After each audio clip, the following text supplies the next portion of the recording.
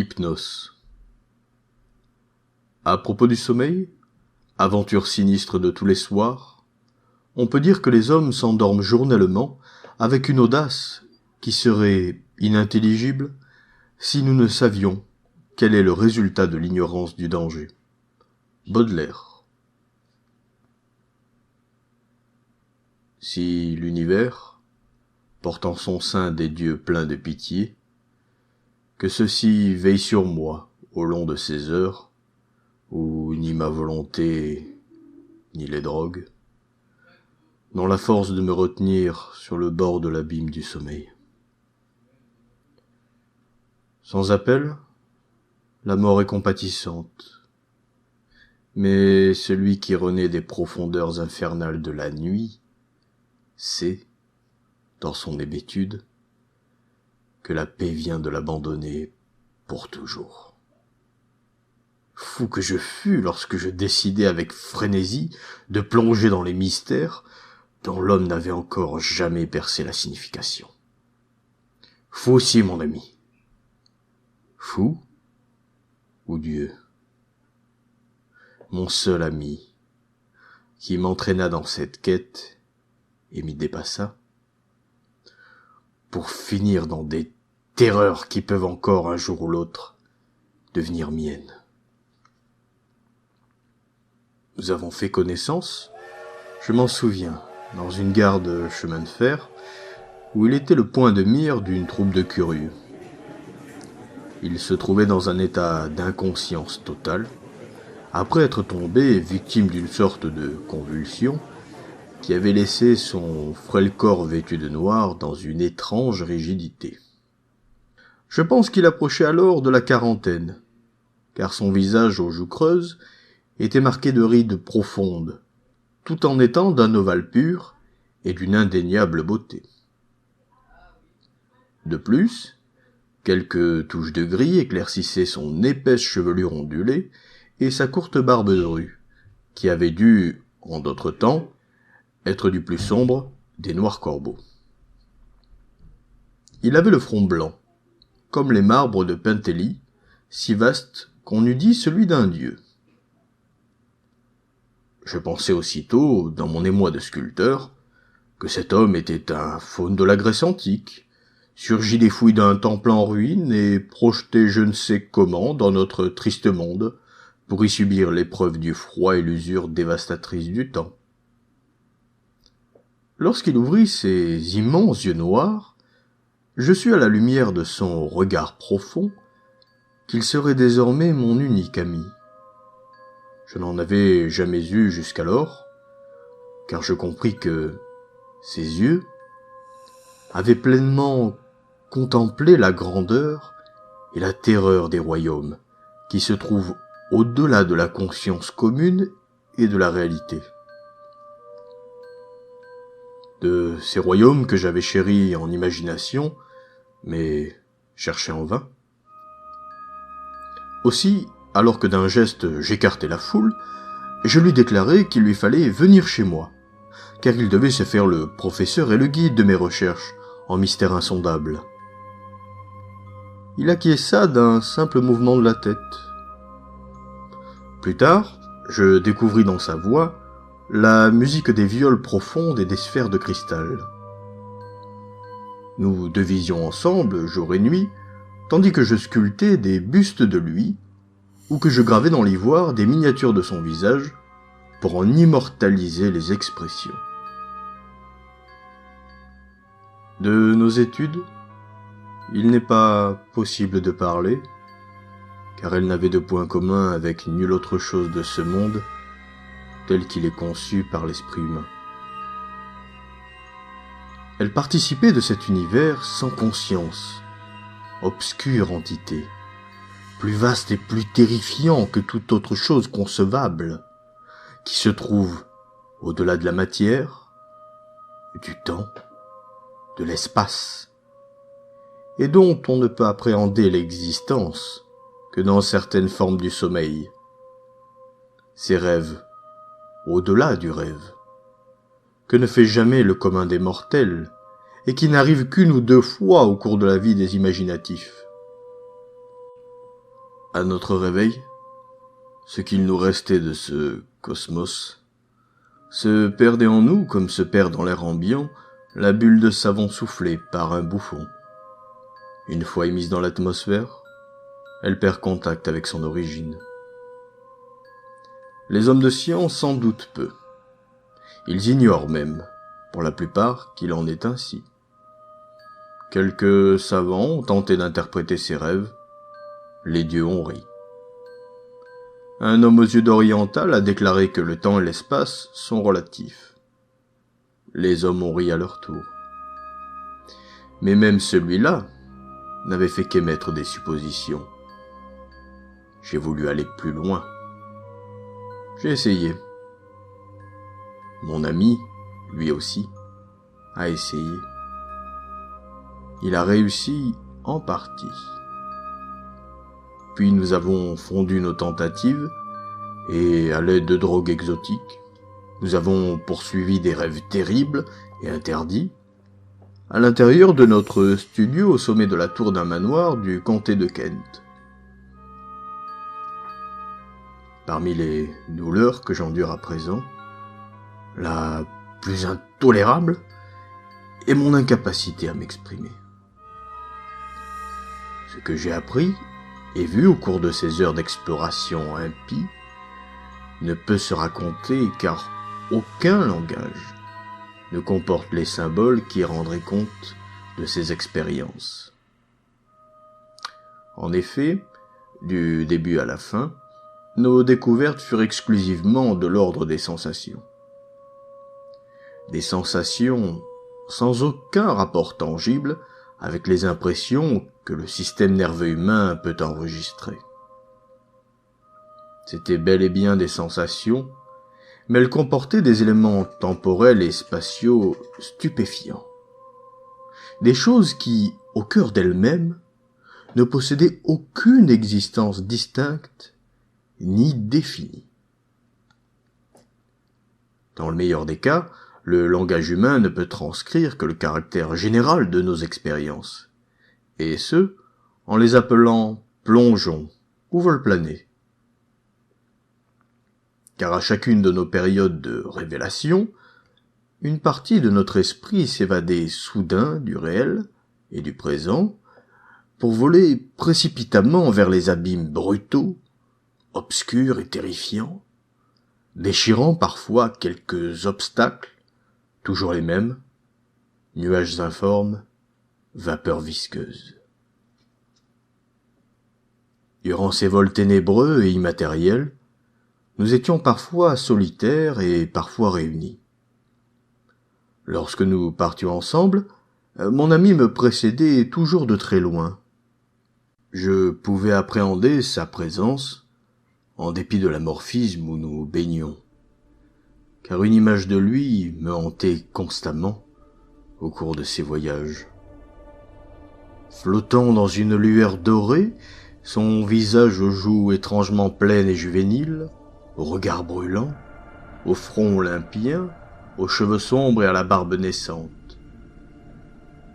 Nous ne prenions aucune note au long de nos expériences, car le temps lui-même nous était devenu la plus pure des illusions. Je sais seulement que quelque chose de bien singulier dut se passer, car nous en arrivâmes à constater, émerveillés, que les marques des ondes n'apparaissaient plus sur nos visages. Nos propos devinrent impies, voire monstrueusement ambitieux. Aucun dieu, aucun démon n'a encore jamais aspiré à remporter les victoires que nous évoquions à voix basse. Je tremble lorsque j'en parle, et je n'ose être explicite. Je dois pourtant à la vérité de dire que mon ami coucha une fois sur le papier le souhait qu'il craignait de formuler de vive voix, ce qui me fit brûler précipitamment la feuille blasphématoire et regarder avec terreur à travers la fenêtre grande ouverte sur le ciel étoilé. Je suppose, c'est seulement une supposition, qu'il avait projeté de soumettre à sa domination le cours de l'univers visible, et plus que cela encore, Il voulait que la terre et les étoiles se déplacent selon ses ordres, et que la destinée de toute chose vivante lui appartienne. J'affirme, j'en fais le serment, que je ne partageais pas ses aspirations. Quoique mon ami ait pu dire ou écrire pour signifier le contraire, cela doit être considéré comme faux, car je ne suis pas homme à risquer l'enjeu de ces sphères innommables qui seules peuvent garantir le succès accompli de son entreprise. 21 nuits où des vents accourus d'espaces inconnus nous firent tournoyer dans le vide, sans limite au-delà de la pensée du concept. D'affolantes perceptions nous assaillirent. Perceptions de l'infini, qui provoquèrent en nous d'étranges spasmes de joie, bien que, aujourd'hui, je sois incapable à la fois de me souvenir pleinement de ces sensations et de décrire le peu dont je me souviens. Lorsque nous eûmes traversé sans encombre une série d'obstacles gluants, je sentis que nous avions été emportés dans des royaumes infiniment plus lointains que ceux que nous avions connus auparavant. Mon ami avait une large avance sur moi dans cet océan d'azur vierge, et je pus lire une excitation funeste sur l'image. Souvenir de son visage flottant, lumineux, à l'expression trop jeune. Soudain, cette figure devint sombre. Elle disparut rapidement, et je me sentis projeté contre un obstacle que je ne parvins pas à franchir. Semblable aux autres, il était cependant incalculablement plus dense. C'était une masse dure et pour ainsi dire collante, si tant est que de tels termes puissent être appliqués à des qualités analogues dans un monde immatériel. J'étais allé buter contre une barrière que mon ami, lui, avait dépassée sans difficulté. Je me débattais pour aller le rejoindre lorsque l'effet de la drogue que j'avais absorbée parvint à son terme. J'ouvris alors les yeux, et dans le coin du studio qui me faisait face, je vis mon compagnon, pâle, encore inconscient, l'air hagard, et dont les traits marmoréens étaient empreints d'une sauvage beauté sous la lumière vert et or de la lune. Après un bref laps de temps, il bougea. Puisse le ciel m'éviter désormais le spectacle auquel j'assistais alors. Je ne puis vous raconter comment il se mit à hurler, ni quelles visions de l'enfer inconnu étincelèrent en instant dans ses yeux noirs, écarquillés de terreur. Je peux seulement dire que je perdis connaissance. Je restai évanoui jusqu'à ce qu'il s'éveille lui-même et me secoue, dans son besoin immédiat de trouver quelqu'un pour écarter de son âme ces tourments d'horreur et de désolation. Ce fut la fin de nos recherches volontaires dans les cavernes du rêve. Terrorisé, écrasé, tremblant et grave, mon ami, qui avait franchi la barrière, me dit qu'il ne nous faudrait plus désormais nous aventurer dans ces royaumes. Il n'avait pas le courage de me décrire ce qu'il avait vu, mais il déclara en toute connaissance de cause que nous devions dormir le moins possible, même si nous devions user de médicaments pour nous tenir éveillés. Il avait parfaitement raison, et je connus bientôt l'indicible peur qui se mit à m'envahir chaque fois que je glissais dans l'inconscience. Au sortir de ces assoupissements inévitables et de courte durée, je paraissais toujours plus vieux, tandis que mon ami, lui aussi, vieillissait de façon inquiétante. Il est horrible, pour un homme de suivre les rides qui se forment sur son propre visage et de constater que ses cheveux blanchissent à vue d'œil. Nous changeâmes notre mode de vie. Jusqu'alors, mon ami, qui ne me confia jamais ni son nom ni ses origines, avait vécu en reclus. Il se mit soudain à abhorrer notre solitude. La nuit, il refusait de rester seul, et la compagnie de quelques personnes ne suffisait pas à le calmer. Seule une foule nombreuse et joyeuse pouvait l'apaiser. Aussi en arrivâmes-nous à hanter les groupes de jeunes. Là, si notre apparence et notre âge nous attiraient des colibés, ils étaient pour mon ami moindre souffrance que la solitude. Il avait tout particulièrement peur de se trouver dehors, quand les étoiles se mettaient à briller, et il se mettait alors à lancer d'inquiets regards vers le ciel, comme s'il y cherchait la trace d'une chose monstrueuse. Il ne fixait pas toujours le même endroit du firmament. La direction de son regard changeait avec les heures et les saisons. Au printemps, son regard se tournait vers le nord-est. En été, presque au-dessus de nos têtes. En automne, vers le nord-ouest, et en hiver vers l'est, seulement au petit matin. Les soirs de plein été le plongeaient dans une terreur sans nom. Au bout de 2 ans, je finis par comprendre que ces peurs devaient se rapporter à quelque chose de précis.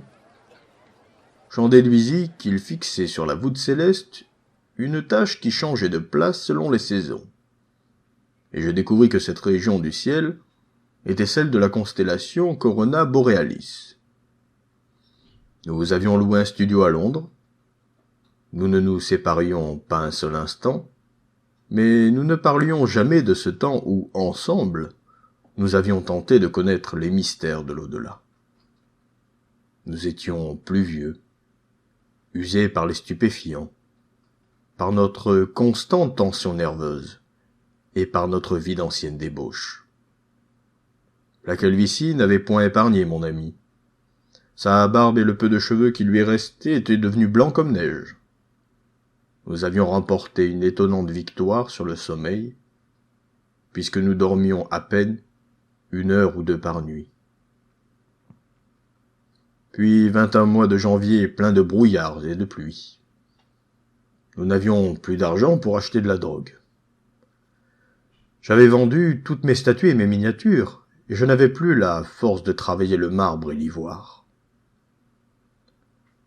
En eussé-je eu l'énergie, qu'elle fût du reste restée sans écho, car le goût de donner forme à la matière m'avait abandonné. Nous avons terriblement souffert. Une nuit, mon ami sombra dans un étrange sommeil. Il émettait une sorte de râle profond, et il me fut impossible, des heures durant, de le réveiller. La scène est restée gravée en mon souvenir, dans tous ses détails. Notre mansarde obscure sous les toits battus par la pluie, le tic-tac de notre pendule et celui plus faible de nos montres bracelets sur la table de nuit, le claquement d'un volet de l'immeuble, au loin les rumeurs de la ville assourdies par la pluie et le brouillard, et le pire, cette respiration lourde, profonde, sinistre, qui semblait mesurer les moments d'une terreur surnaturelle, l'agonie d'un esprit en perdition dans les sphères interdites, inimaginable, infiniment lointaine. À mesure que je veillais mon ami, la tension monta en moi, et je fus assailli d'une foule d'images mentales. J'entendis une horloge sonner quelque part, ce n'était pas la nôtre, car elle n'avait pas de carillon, et ma rêverie morbide s'y alimenta. Horloge, temps, espace, infini. Puis mon esprit réintégra notre demeure. Au-dessus du toit, du brouillard, de la pluie et de l'atmosphère elle-même, Corona Borealis s'éleva au nord-est. La constellation que mon ami avait semblé redouter, et dont le demi-cercle d'étoiles devait déjà, invisible à nos yeux, inonder de sa lumière rougeoyante, les abîmes infinis de la ville. Soudain, mes oreilles sensibilisées perçurent un bruit nouveau. bourdonnement lent et insistant venu des lointains. Clameur monotone et moqueuse. L'appel venait du nord-est. Et ce n'est pas cette plainte lointaine qui m'ôta toute initiative et laissa dans mon âme de telles marques d'effroi que je ne les oublierai jamais. Non, ce n'est pas elle qui me fit trembler de tous mes membres en poussant de tels hurlements que les voisins et la police accoururent pour briser la porte. Ce n'est pas ce que j'entendis, mais bien plutôt ce que je vis. Car dans cette chambre fermée, sombre, aux fenêtres protégées de rideaux, venait de poindre depuis l'obscure région du nord-est une horrible lumière d'or rouge.